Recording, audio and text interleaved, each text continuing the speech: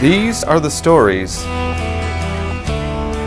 of the people who enrich our community.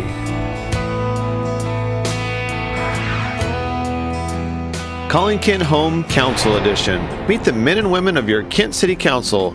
We asked them a number of questions, including, what inspired you to run for City Council? Well, you can imagine that over the last 12 years of serving on the council, I've been asked that question quite a bit. And I guess the simple answer is, I just want to give back to the community that I grew up in and has done so much for me and my family. My father, for example, graduated from Kent High School. My father-in-law from Meridian High School. My wife and I both attended Kent Meridian, as did our 4 kids. And now my granddaughter is going to Kent Meridian. So we've been involved in Kent for 4 or 5 generations. And it's really kind of fun actually to serve the people who put you in office. You're the closest to them. For example, if someone needs a stop sign or a speed bump, I can kind of help them go through that process. What was the most surprising change you've seen in Kent? There are several dramatic changes that I've seen in Kent. The physical appearance of Kent has been amazing.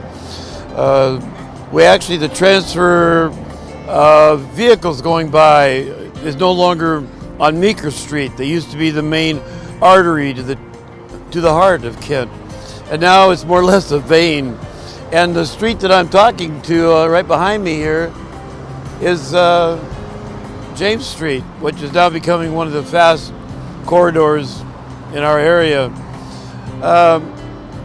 We have behind me, in fact, is a showwear center sign. Off to my left is the actual building. Seats about 6,500 people. Who would have thought that 10 or 15 years ago? We have now Kent Station, which is probably about a block from my view right here. We have across the street like a regional justice center for King County. Amazing changes physically. Socially, we've seen some changes take place with the amount of diversity that we have, the incredible cultures that we now offer in Kent. 131 languages in our school district. That's truly amazing. My granddaughter, who attends Kent Meridian, loves those changes, talking to the different cultures. What is their life about in their various countries that they come from? So it's kind of fun. All those changes have taken place. I can't tell you, we've grown dramatically from a city of around 2,200 when I moved here back in 1952 to well over 125,000 now, which makes us the 6th largest city in the entire state, 3rd largest in King County, and we're just a few thousand short of Bellevue, actually. People don't realize how large we really are and where we're located, the amenities that we offer with having the ports of Tacoma, Seattle, an international airport right in our backyard. We're positioned incredibly for the future. What long-term changes would you like to see in Kent? Yeah, it seems to be a continuous process here. One day I'd like to see Meeker Street opened up. I should say Smith Street, I'm sorry. Smith Street opened up underneath 167, relieve some of the pressure off of Meeker Street and James Street. We have these boring tunnels. That'd be fun to see if we could do it. And long-term changes. We have some of the best park systems in the world. We have a good, solid educational system here.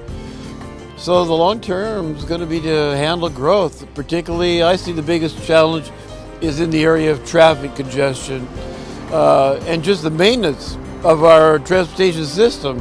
So I think that's the biggest challenge facing us right now. What do you do for fun? What are your hobbies? Well, I'm retired now, of course. So I do a tremendous amount of reading. I like to go to football games. My family's been involved in football for a long, long time. One, in fact, played in a Super Bowl back with the Rams, got a Super Bowl ring. I mean, we've been involved in Husky football, for example.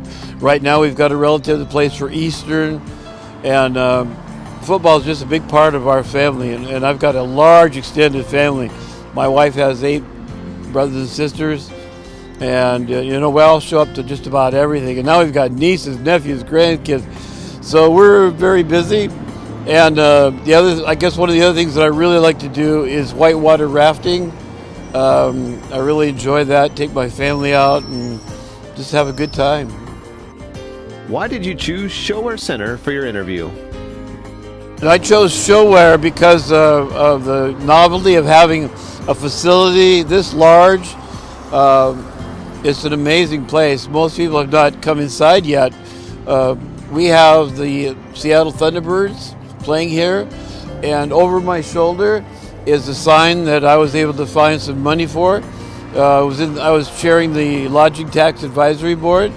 We found a little money and we said, hey, let's put up a sign because it has to be for advertising. That's pretty much advertising. So that was kind of fun. The other reason I chose Showware, and as you can tell by the traffic noise going by, it's become pretty much the center of everything around us. The tremendous growth that we've had, all the different buildings that I'm looking at. Panera Bread, two new banks, Regional Justice Center, King County Jail over there. Everywhere you look around here, this used to be fields when I was growing up, marshland to a large degree, and play fields now, and it's amazing to just look around. So that's why I chose Showware. Tell us a little of your personal history. My great-grandfather and grandfather came here 7 years before we became a state. That would be 1882. And my grandfather bought some land up near St. Stephen the Martyr Church, right on the Sioux Creek. 40 acres, most of which, probably 35 acres, was swampland. And then my dad, after he got out of the Army, moved down here to Kent, and I spent from first grade to Highline College, the first year at Highline here in Kent, and my folks moved to Renton, and I moved out to the University of Washington, where I continued my studies. After college, it was that time of our history where they call it the Vietnam War, and I ended up going in the Army, serving there a couple of years, and went overseas. Came back. I had been married a few months prior to going in the Army, and she was able to come overseas with me, and we spent some time there together, and then came back here. We weren't able, for some reason, to have children, so we were married 9 years before our daughter Joy came along, and she has been a joy. Then Lee came along, then John came along, and finally Jill came along. And all 4 of them went to Kent Meridian, as my wife and I did. So we do have deep roots here. Now my granddaughter is a sophomore at Kent Meridian. And like you said, that's 4 or 5 generations right there. Our council members have a tremendous amount of respect for one another. Several of us, including myself, we've been on there a long time. We have some new faces, and we have a tremendous amount of respect for one another, their opinions. We listen. If they have the floor, we keep silent for the most part. And we do work really well together, and we don't all often agree on everything, but that's what's really neat about our community and our council, is that we represent different areas, so we're going to have different views. I'm really proud of the way we've been working the last few years together. I think it's good for the city to see us work together. I couldn't be more proud than I am of our council.